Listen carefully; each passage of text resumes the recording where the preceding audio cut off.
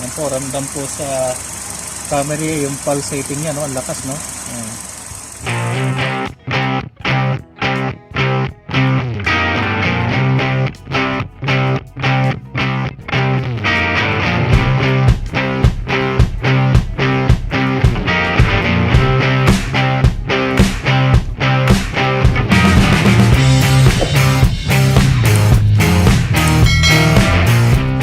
Zoom natin ulit siya. Hindi na ma-zoom. Yan.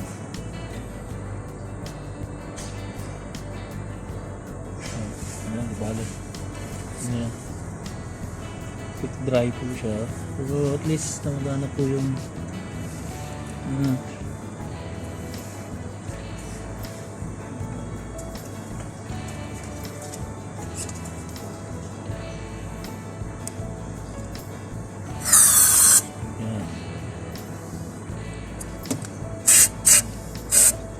kailangan pala yun para maano yung butas niya.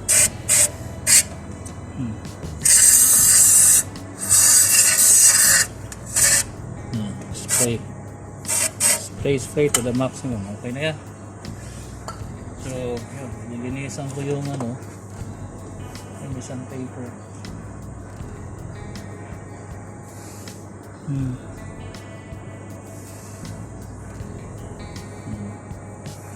Okay na yan. So balik na natin, balik ko na. So at least nalinisan na siya. Balik na siya.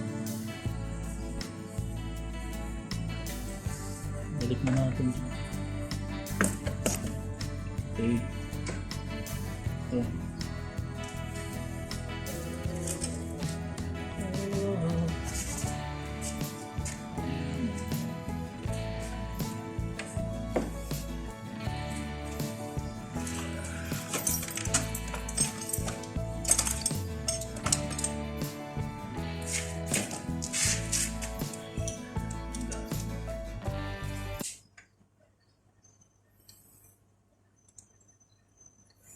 So balik na natin, balik na natin siya.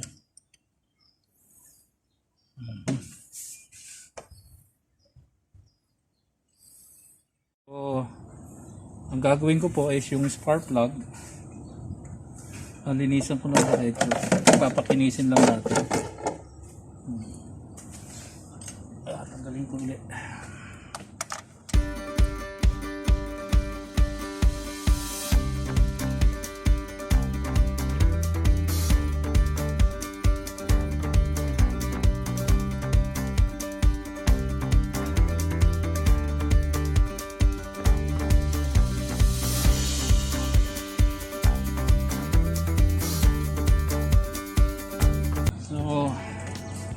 Ito po yung lumang spark plug. Ang gagawin ko po is susukatin ko yung gap niya. Ang ginawa ko is 0.25.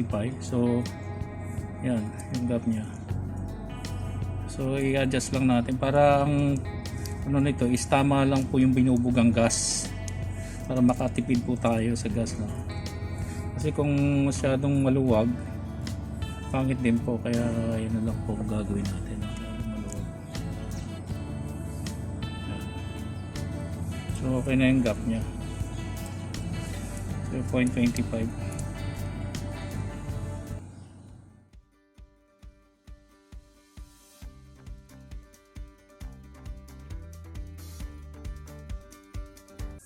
So ito, medyo malaki din yung gap.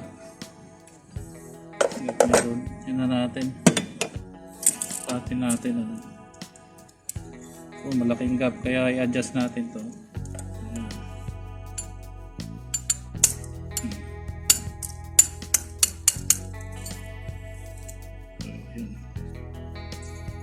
So yung lang po, yung tamang-tama lang po sa sultan.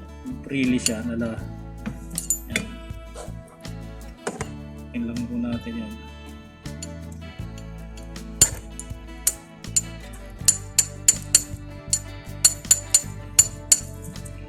Tapos linisan lang itong mga portion na to.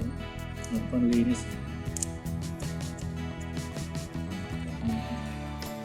Wala akong sandpaper, kaya ito na lang. Linisan po natin lahat. Okay.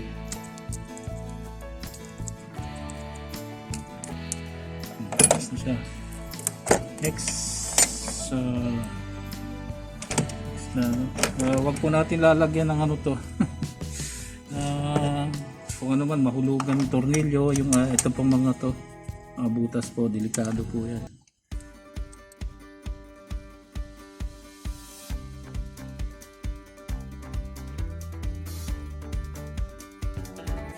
Ito medyo malaki din yung gap, kaya pupukin natin. Gap niya, yan gap.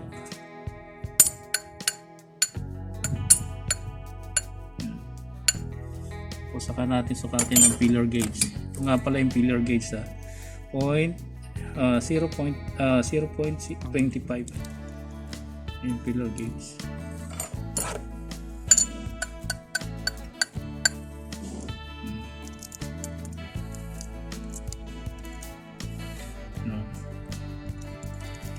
So yun, medyo ito ano nung ito napitpit ko ng gusto. You can see masyado nang malapit, halos wala nang clearance. Ayan, napitpit siya, binalik na, okay na po siya, nakabalik na po.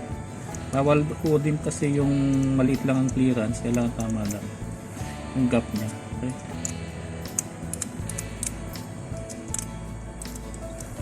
nililisan ko po itong mga to. Ayan, pinakauli ito.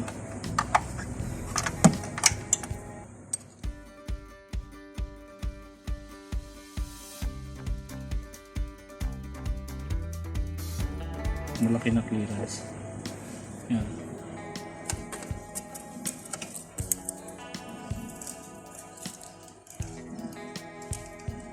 Laki clearance. Tingnan natin yan. Wait. Tingnan.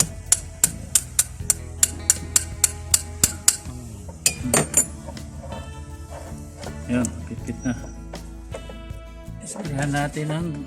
Sprayan natin yan ng ito, cleaner. May balik.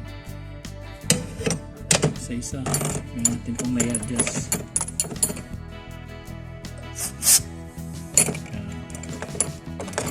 Pag cleaner po itong panlinis ka.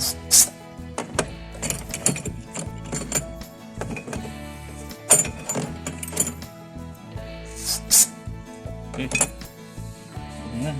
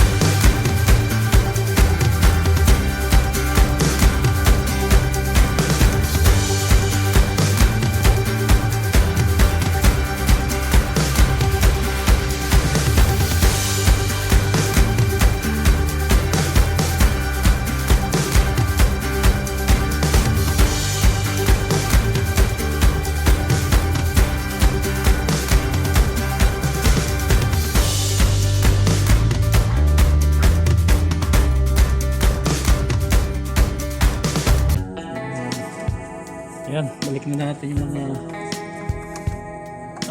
high tension wire.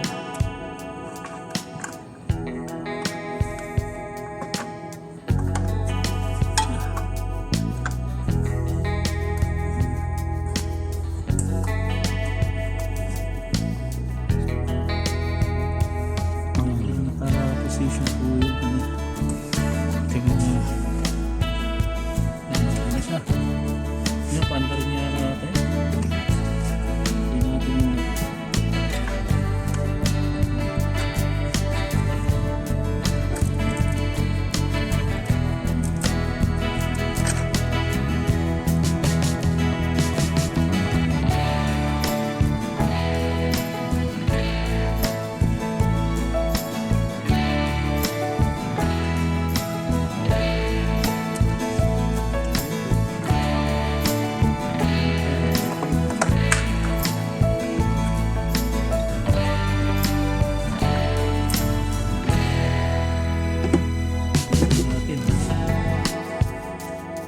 syempre inspect na natin na medyo hard starting kasi nga naglinis tayo ng throttle body.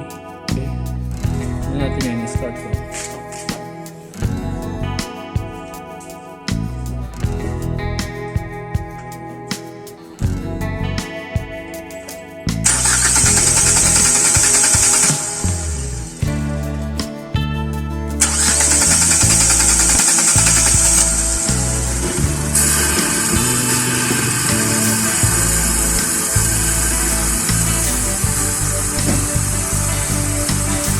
You can say hard starting kanina, walang problema po yun kasi po naglinis po tayo ng ano, ito po yung ating pong throttle body rito.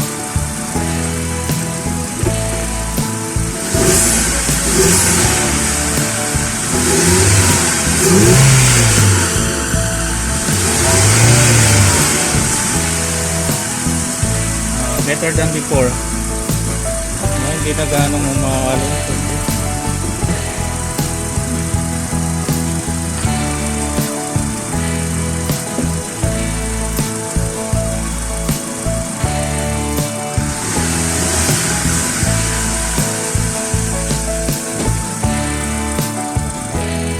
Na-minimize po natin yung kanyang choppy, no? Pero yun, balik na natin kung kailangan ibalik. So ikita nyo mga ikitan po natin yung mga tinanggal natin, no? Ito na po yan. At least hindi na gaya ng dati na talagang choppy siya. Okay, natin yung mga tornilyo nito.